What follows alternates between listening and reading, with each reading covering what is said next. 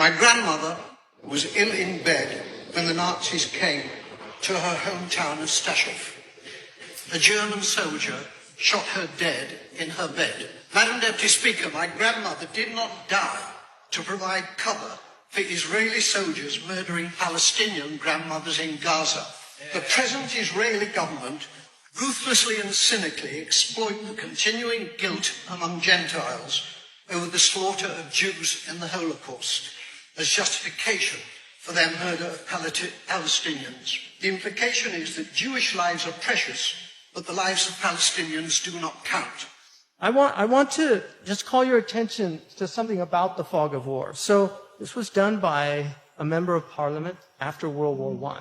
The psychological factor in war is just as important as the military factor. The morale of civilians as well as of soldiers must be kept up to the mark. The war offices, admiralties, and air ministries look after the military side. Departments have to be created to see the psychological side.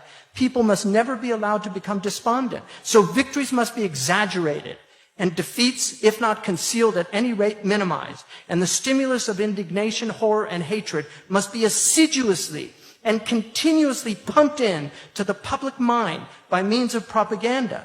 A sort of collective hysteria spreads and rises until finally it gets the better of sober people and reliable newspapers everywhere.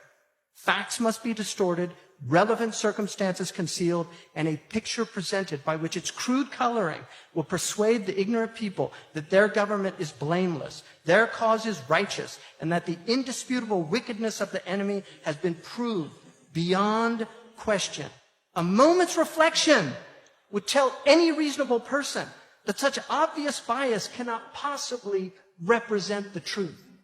Do you remember the Kuwaiti ambassador's daughter, Naila? Some of you probably aren't even old enough to remember that, but I remember it. The evil Iraqis went in and ripped babies from the incubators. And it turned out she was living in Washington, D.C. She'd been coached by a PR team to relay that law. But the lie had already been done. The Iraqis had already been demonized.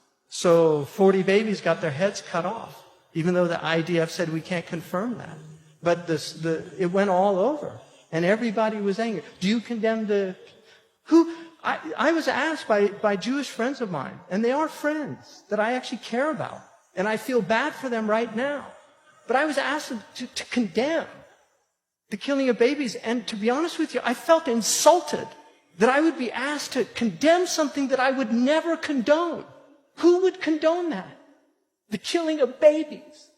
But Palestinian babies have as much worth as Israeli babies, and you cannot say that dropping bombs on people is somehow different. It's just sanitized. It's much easier to do to push a button to kill people than to actually have to stab them. It's just a lot easier to do. But the demonization is just beyond belief. These are human beings. Did they vote for this? Did they vote for these people to come in and do what they did? Did they vote and give them 24 hours to get out? And then stop their electricity, stop their water? Whoever kills a soul without any just right, or in sowing corruption in the earth, it's as if they've killed the whole of humanity. The whole of humanity. One soul. That's what the Prophet ﷺ said. For the Kaaba to be destroyed brick by brick is less with God than killing one believer. And think about what would happen if somebody destroyed the Kaaba. What would they do? But they're stoned.